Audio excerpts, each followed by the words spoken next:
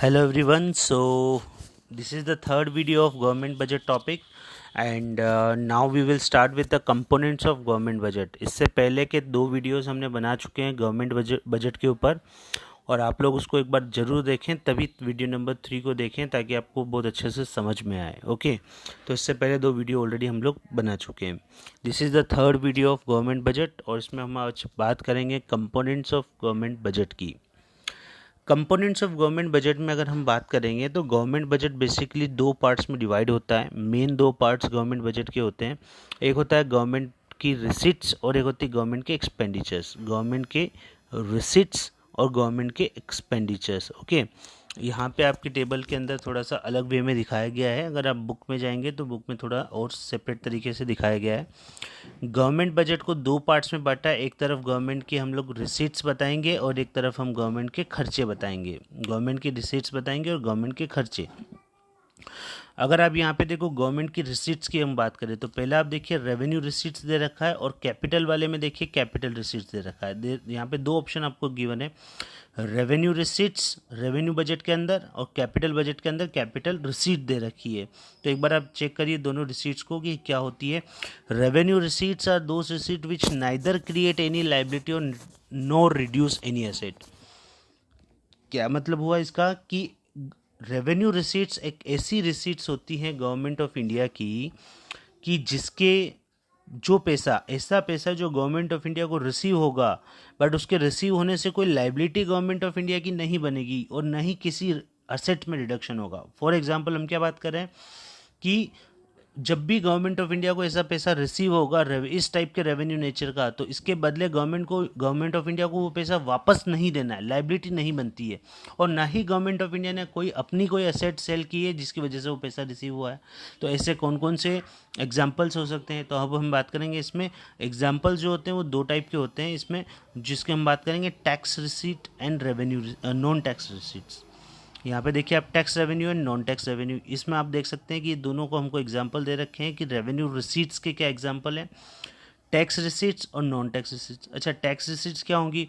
Government of India जो income tax हमारे ऊपर लगाती है, प्रॉपर्टी टैक्स है, कॉर्पोरेट टैक्स है, गिफ्ट टैक्स है, एक्साइज ड्यूटीज़ हैं, ये सारे जितने भी टैक्सेशन गवर्नमेंट ऑफ इंडिया हमारे ऊपर कंपनीज़ के ऊपर जब भी इम्प्लीमेंट करती है और वहाँ से जो पैसा गवर्नमेंट ऑफ इंडिया को आता है उसको हम बोलते हैं गवर्नमेंट रिसीट्स। ओके, और उसको हम डायरेक्ट टैक्स में काउंट करते हैं और वो भी एक तरह का रेवेन्यू रिसीट्स है गवर्नमेंट ऑफ इंडिया के, और बदले में गवर्नमेंट ऑफ इंडिया को जो टैक्स का पैसा वापस नहीं देना पड़ता है।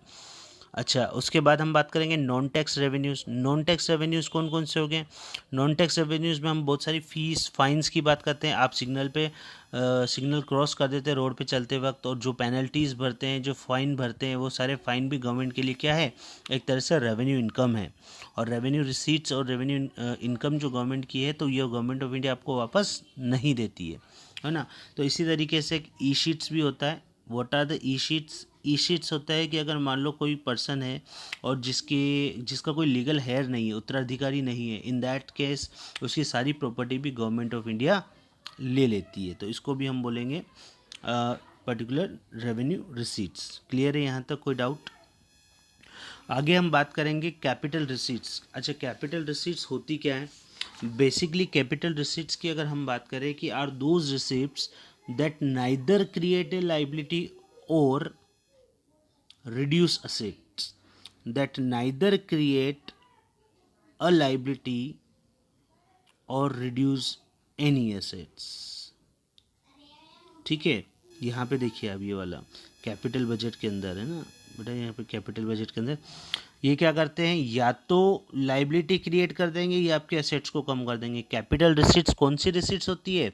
कैपिटल रिसीट्स वो रिसीट्स होती हैं जिसकी वजह से या तो आपकी लाइबिलिटी बनेगी यानी कि पैसा वापस देना है, या फिर आपकी एसेट रिड्यूस हो जाएगी कि उसको बेच के हमने पैसा लिया है। तो फॉर एग्जांपल इसमें कौन कौन से एग्जांपल्स आ सकते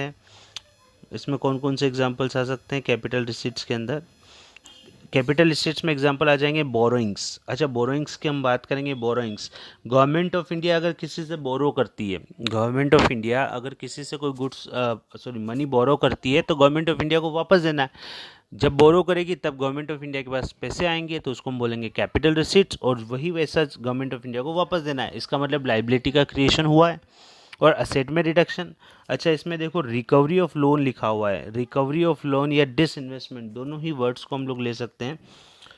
रिकवरी ऑफ लोन का मतलब क्या हुआ? रिकवरी ऑफ लोन का सिंपल सा मतलब होता है कि गवर्नमेंट ऑफ इंडिया ने अगर किसी को लोन दे रखा है तो वो गवर्नमेंट ऑफ इंडिया की क्या है? असेट है। गवर्नमेंट ऑफ इंडिया ने अगर किसी को लोन दे रखा है तो वो गवर्नमेंट ऑफ इंडिया की क्या है? असेट है।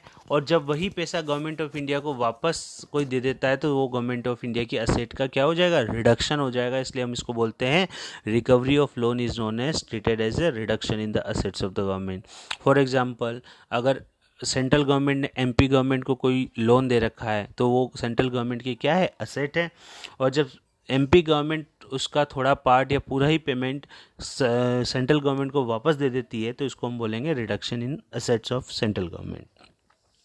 ठीक है, तो आज के लिए यहाँ पे हम काफ़ी है। डिसइन्वेस्टमेंट ऑलरेडी मैं आपको बता चुका हूँ। डिसइन्वेस्टमेंट का मतलब होता है कि जब भी गवर्नमेंट कंपनीज अपनी कंपनीज को सेल ऑफ करेगी टू द प्राइवेट पीपल, वो भी गवर्नमेंट के लिए कैपिटल रिसीट्स हैं। क्लियर?